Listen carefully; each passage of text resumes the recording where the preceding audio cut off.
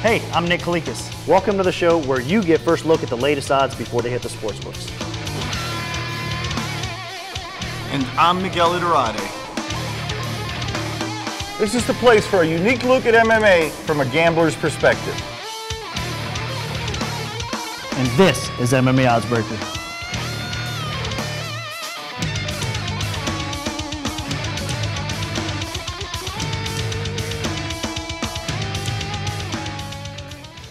Welcome to the show. Nick Kalikas alongside Miguel Iturrate. On today's show, we're going to get things started by taking a look at UFC 150 with Frankie Edgar and Ben Henderson's rematch as the main event. That card is right around the corner. In today's Oddsbreaker segment, I'll be joined by Jason Nawara from MiddelEasy.com and also Luca Fury for MMA Oddsbreaker. Both guys will help me break 4 original odds that have not hit the sports books yet.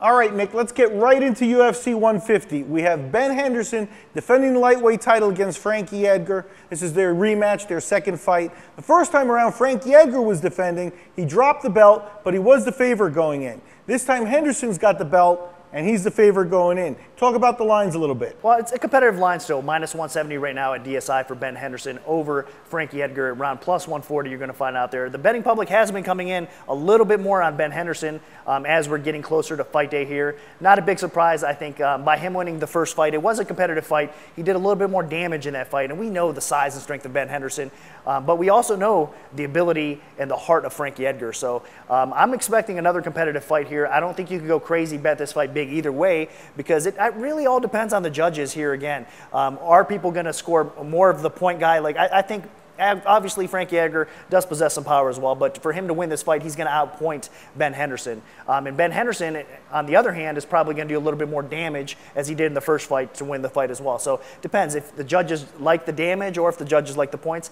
That's how you're going to see this fight scored. So a very difficult fight to score. I do expect it to go 5 rounds as well again, and awesome fight, really.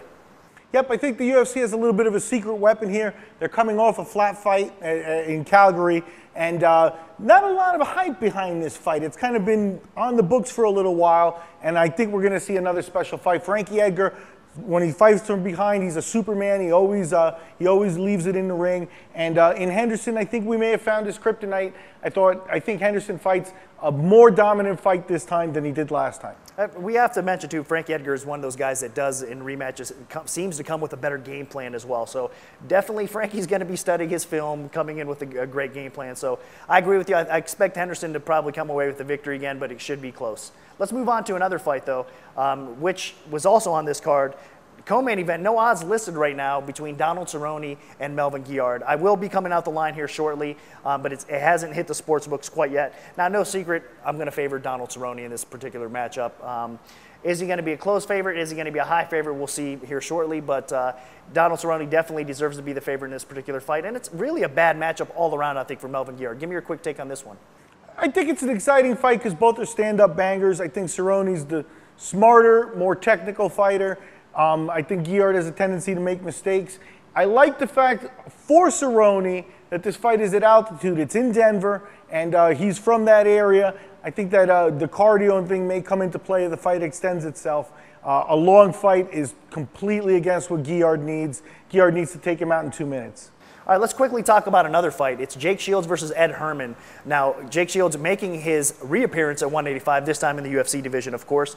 I think 185, Jake Shields has looked pretty good. Now, this is an interesting matchup because we all know about Ed Herman's well-rounded skill set. Obviously, he has got nothing for Jake Shields on the ground, but he does have the wrestling pedigree, and he is savvy in submissions as well. And on the feet, I would have to definitely favor Ed Herman, too. So, interesting fight right now. You're seeing Jake Shields come in at minus 175, come back around plus 145 on Ed Herman. Give me your quick take on this one. Jake Shields is a guy that came to the UFC with a lot of hype, the StrikeForce belt, multi-divisional standout in StrikeForce, and he really hasn't lived up to the hype. Jake Shields needs a big performance in this fight, and Ed Herman, tough guy, may not be the right opponent for him. Yeah, definitely going to be a tough test for Jake Shields at 185, but we'll see how this fight turns out. Quick honorable mention here, filling out the rest of the card. No odds available yet for Yushin Okami. He's taking on Buddy Roberts. Buddy Roberts stepping in as a replacement for Paul Harris, which we broke the line recently on the show. And also now bumped up to the main card is a match between Max Holloway and Justin Lawrence. A very awesome fight. I'm looking forward to that fight as well. So even though it might not have the star power, it should be an exciting matchup. So from top to bottom, UFC 150 at least looks like an exciting card. Yep, it should be a barn burner.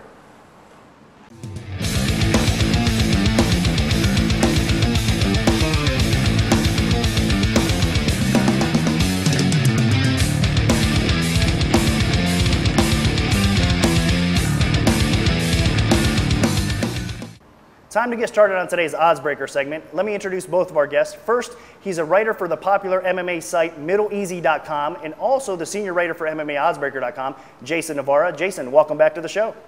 Thanks for having me back on, guys. And also joining us today is one of our very own from MMAOddsbreaker.com and also the host of the MMA Oddscast, professional gambler Luca Fury. Luca, welcome back to the show. Thanks for having me on again. Always glad to be here. All right, now obviously both of you guys know how the Oddsbreaker segment works, but for those out there that do not, let me quickly explain. Our sponsored sportsbook, BetDSI.eu, has donated a $5K bankroll to both guys. Now, they get to bet $500 either on the favorite or the underdog. I've selected 4 fights for today. Now, the first 3 apply with the bankroll. The 4th one does not. Let's get started with Jason first. Now, Jason, you did call out Luca on Twitter on the previous show, and you wanted to challenge him on the Oddsbreaker segment, so we're going to get started today. UFC 152 is the first fight, a middleweight bout between Brian Stann and Michael Bisping. Jason, you're going to get first crack at the odds here. I'm going to open up Michael Bisping minus 185. The comeback on Brian Stann is going to be plus 155. Give me your take and give me your bet. Yeah, this on paper it looks like a very, very close fight, 2 big middleweights. But when it really comes down to it and you extrapolate out, I think Michael Bisping, with his improved grappling, as you saw against Chael Sonnen, has Stann in every category. He has him on the feet, he has him on the ground.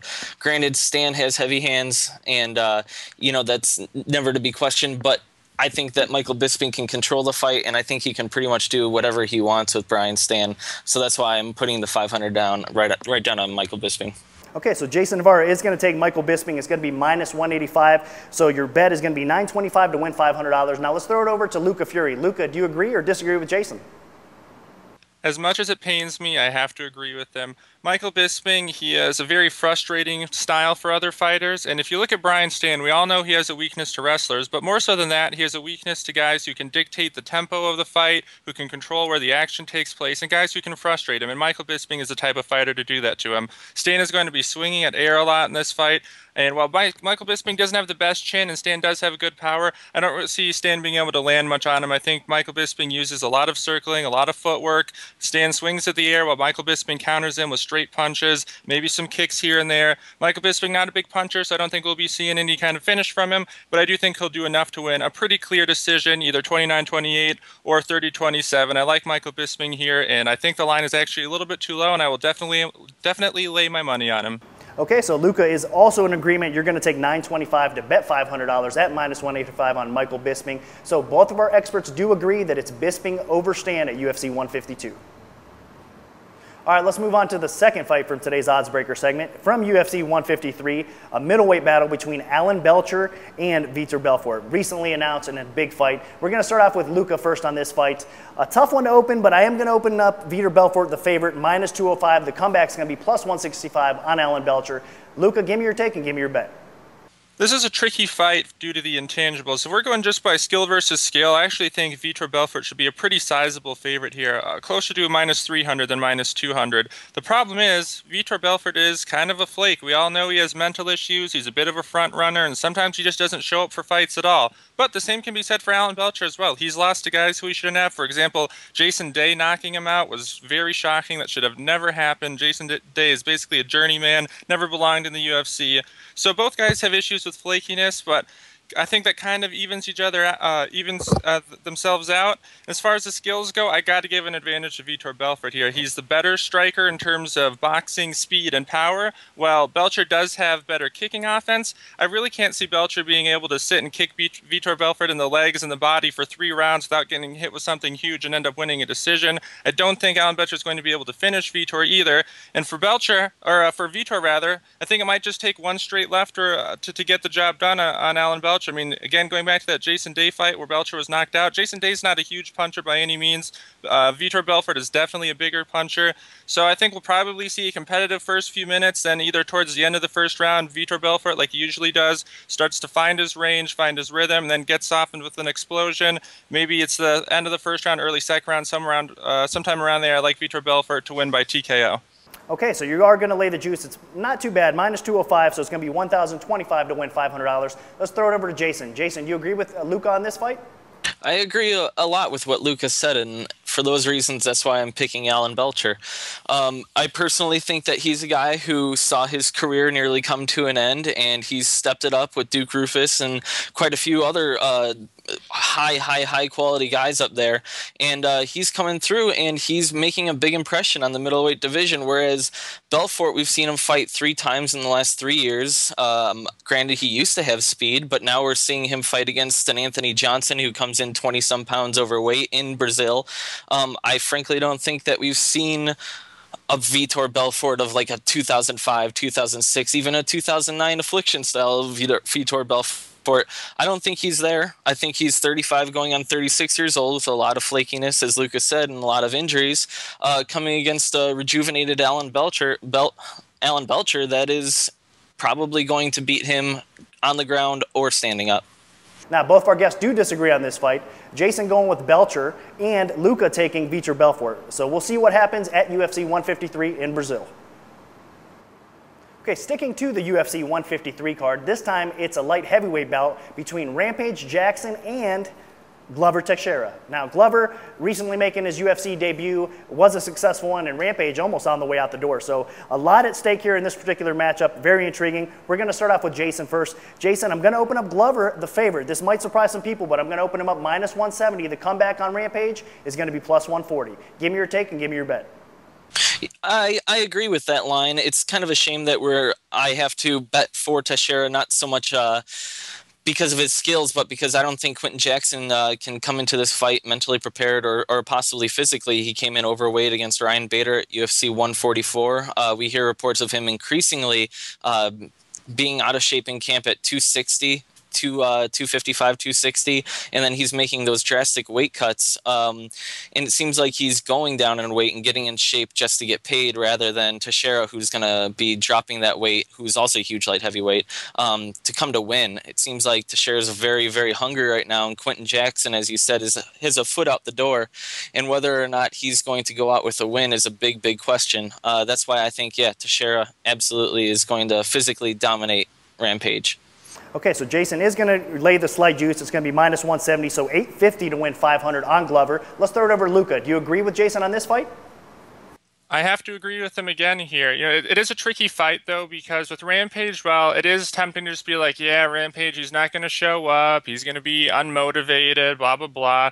He's a very talented fighter when he does show up, and that's always a possibility, especially since he does resent the UFC. He might want to get revenge on them. And you look at Josh Thompson versus Gilbert Melendez 3 that just recently happened. Everybody was counting out Josh because, he's so talented, but sometimes he doesn't show up. Well, then he showed up for that fight and surprised a lot of people and arguably won it. So that certainly is a possibility with Rampage here.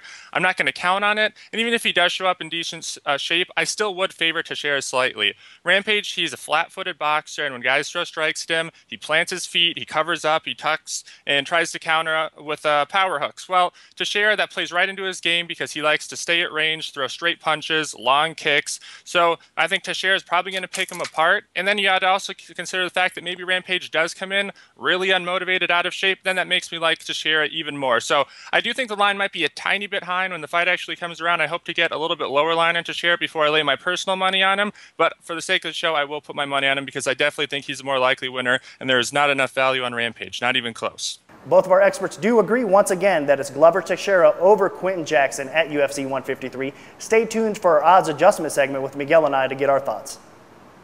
All right, guys, here it is. Time for today's bonus fight on the Oddsbreaker segment. Comes to us this time from StrikeForce. Recently announced heavyweight clash between Frank Mir stepping across from the UFC into the StrikeForce organization, and he's going to take on the man right now at heavyweight, Daniel Cormier. So, Luca, I'm going to give you first stab at the odds. Minus 285 for Cormier as the favorite over Frank Mir. He's going to come in at plus 225. Give me your take and give me your bet.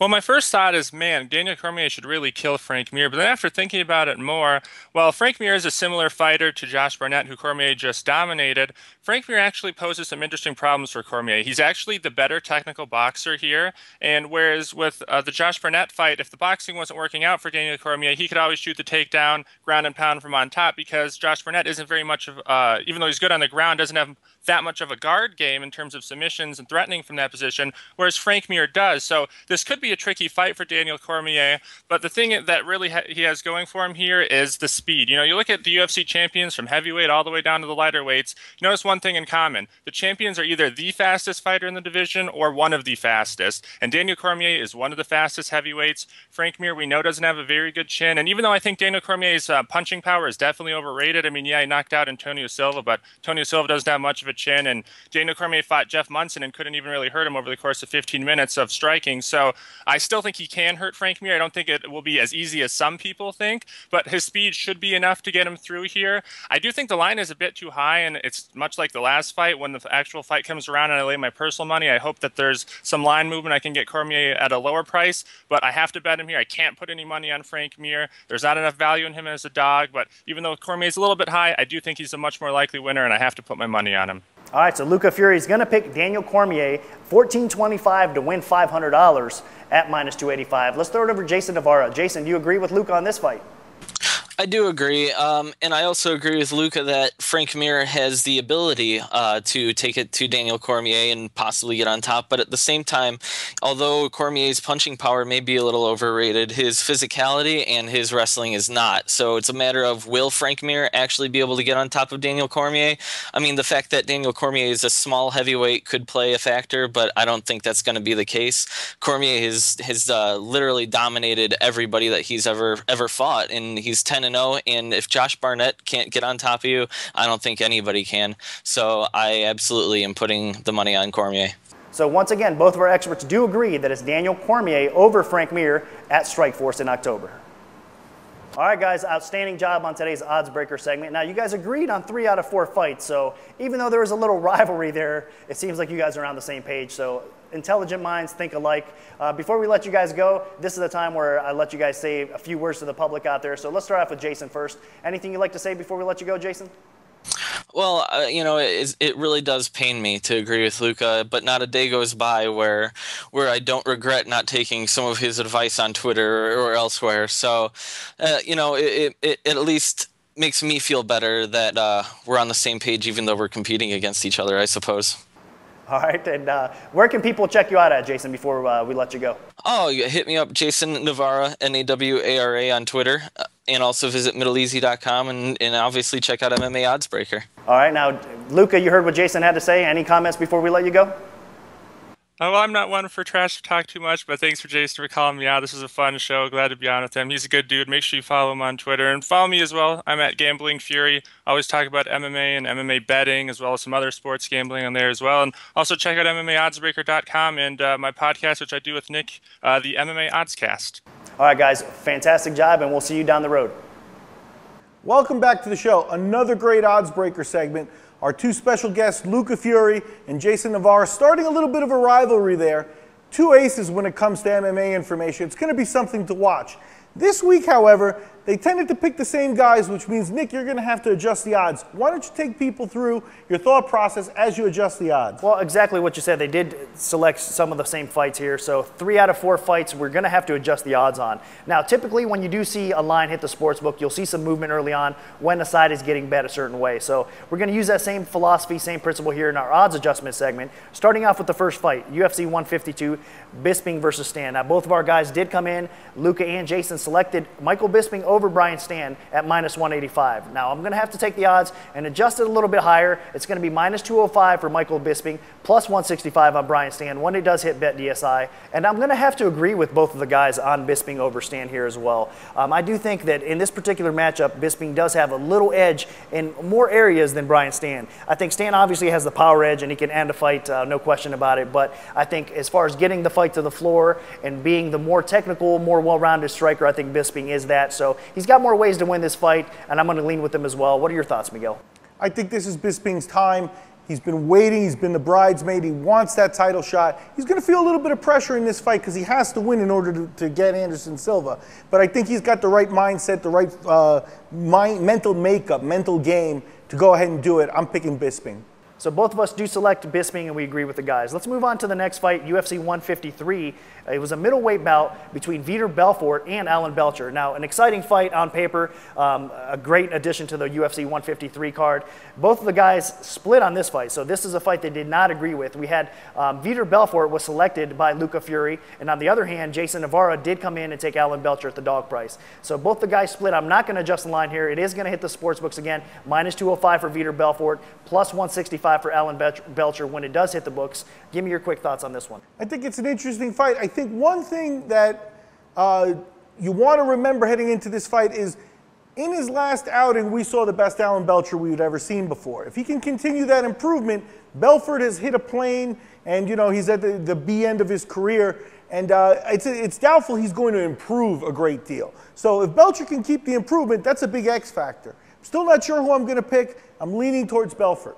Yeah, you know what? I'm slightly leaning towards Belfort in this fight as well. I wouldn't necessarily make a huge bet on it either because, again, the stage that they're at, both in their careers. But I do think that Vitor has enough left in the tank to probably get the win here as well. Another exciting fight from UFC 153 was Glover Teixeira versus Rampage Jackson. Now, Quentin Jackson, we all seen what happened last time. He came in out of shape, a little bit overweight with this fight with Ryan Bader. Still made it a competitive fight. And when Rampage does show up, man, he's one of the top light heavyweights in the world. Now, he's basically, like I said earlier, almost has 1 foot out the door. And Glover's just making his UFC entrance. I mean, he had his debut, successful debut, very impressive debut. But this is his second fight in the UFC, so it looks like he's on his way up. Rampage is on his way out. The UFC made this matchup for Glover to win this fight. Let's be honest. They're suspecting that Glover wins this fight. I do as well. That's why you're seeing the line -170. And both of the guys did take that, though. I mean, again, not an easy guy to bet against is Quentin Jackson. He's got a lot of power, a lot of experience, former light heavyweight champion. But both of our guys did select -170. So I'm going to have to increase the line. I think that the public is also going to have less faith in Rampage. So the line's going to open up at -185. Comeback's going to be +155 when it does hit the sports books. And let's get Miguel's quick thoughts. I'm not going to lay any money on this one until I see fight week. I want to see which Quentin shows up. But Quentin does look like he's on his way out, and Teixeira still has that hunger. He's on his way up. It's a bad matchup overall from what you have now as input. Right now I take Teixeira, but I do want to see fight week and see what kind of Quentin Jackson we get for this last time out. Yeah, I agree. I think you make a tremendous point there. The weigh-ins for this particular matchup are going to be very important. If Quentin Jackson comes in shape and he comes ready to fight, then it's going to be a fight. If not, then Glover's going to probably roll over him. So that's where the line's going to end up for this particular fight. But let's move on to the heavyweight battle, our bonus fight on today's Oddsbreaker segment between Daniel Cormier and Frank Mir. Now, Zuffa letting Frank Mir cross over to StrikeForce. I like the idea. I think that Daniel Cormier is definitely one of the most talented heavyweights in the world, and he deserves to get challenged like this. And Frank Mir has been around for a long time, a former UFC champion. He is going to challenge Daniel Cormier. So the line did open up pretty steep, -285 for Cormier. A lot of respect there, but both of our guests did come in on that side as well. So Luca and Jason laid the 285. I'm going to have to move it. When it does hit DSI, it's going to be at -300. The comeback's going to be +240 on Frank Mir. Decent price on Frank Mir as an underdog. What are your thoughts, Miguel? When I heard the fight, I was elated. Bottom line is there were some other ideas floating around out there for Daniel Cormier. This is the best one so far. I think Daniel takes this fight in the walk as well. I'm on the Daniel Cormier bandwagon. The guy's tough, hard as nails, and Mir bends. Mir's coming off a title shot, now going right in against another champion and another tough guy. I think it's a tall order for Frank. I think Daniel takes this fight. Yeah, I'm also going to have to agree with you guys as well. I think that Frank Mir is going to be one of the biggest challenges to Daniel Cormier to date, but I think it's definitely a challenge that Cormier can pass. Well, that's it for another episode of MMA Oddsbreakers. Big thanks to our two guests. Great stuff from Jason Nawara and Luca Fury. And remember, you can look for the odds that Nick broke right here on the show to start popping up at the sport books throughout the coming week. And make sure you check out our website, MMAOddsbreaker.com, and also follow us on Twitter for all the latest show updates. For Miguel Iturrate, I'm Nick Kalikas saying until next time, enjoy the fights.